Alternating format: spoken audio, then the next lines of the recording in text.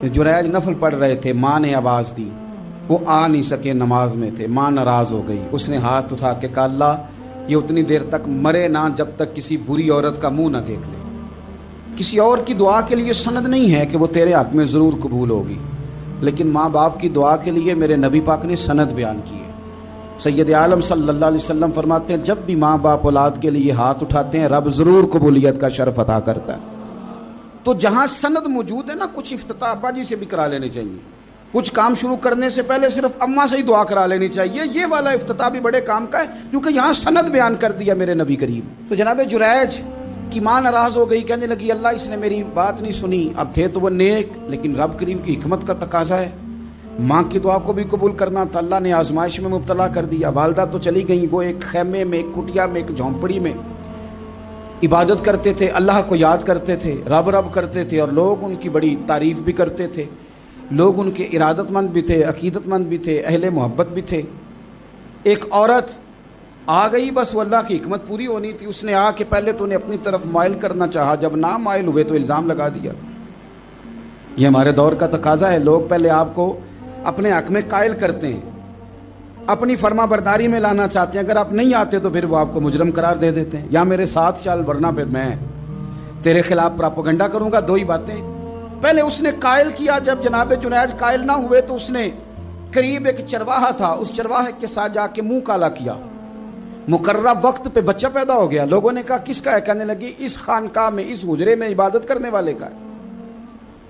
अगर किसी दीनदार पर जरा सा भी इल्ज़ाम लग जाए तो आप यकीन करें कि बड़े बड़े खौफनाक लोग भी नेक हो जाते हैं। जिनका अपना सारा माजी काला स्याह हो वो भी उजालों के राहबर बन जाते हैं। जिनकी अपनी जुबानें सारी जिंदगी आलूदा रही हों वो भी बड़े बड़े आला सच बोलने लगते हैं। आला कच्चे मेरे मकान की दीवार क्या गिरी, लोगों ने तो मेरे सेहन में रस्ते ही बना लिए।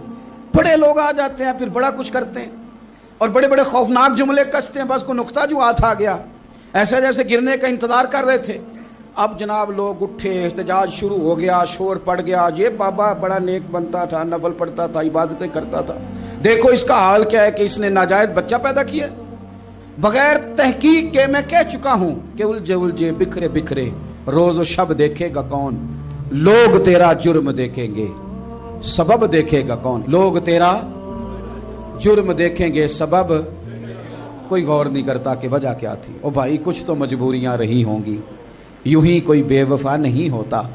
इल्ज़ाम लगा दिया, शोर हुआ, एहतजाज हुआ, दुनिया इकट्ठी हुई, उनका उन्होंने उजरा गिरा दिया, मारा भी, पीटा भी, एक नेक आदमी को बदनाम भी किया, बुरा भला भी कहा, गालियां भी दी, जो कर सकते थे किया।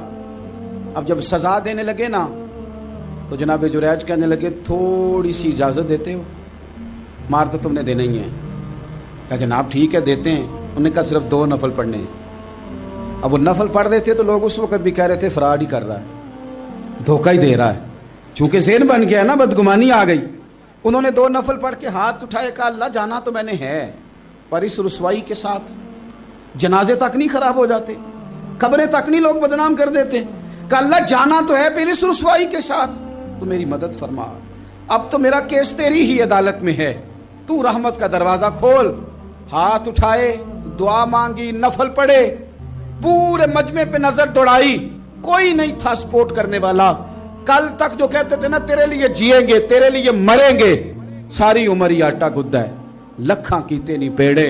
अब वक्त आया ही ते मोहम्मद बख्शा कोई नहीं हो बैठा नेड़े। एक बंदा भी नहीं था, वोटर सपोर्टर साथ देने वाला कोई नहीं था। तो जनाब जुनैज बच्चे की तरफ इशारा करके कहने लगे कोई नहीं बोल रहा, तू ही बोल के बता दे तेरा बाप कौन है, तू ही बोल के बता दे कौन है। अल्लाहु अकबर। मेरा रब जब चाहे तो बच्चे बोलते हैं, रब चाहे तो गूंगे बोलते हैं, रब जब चाहे तो फिर पत्थर भी बोलते हैं। जब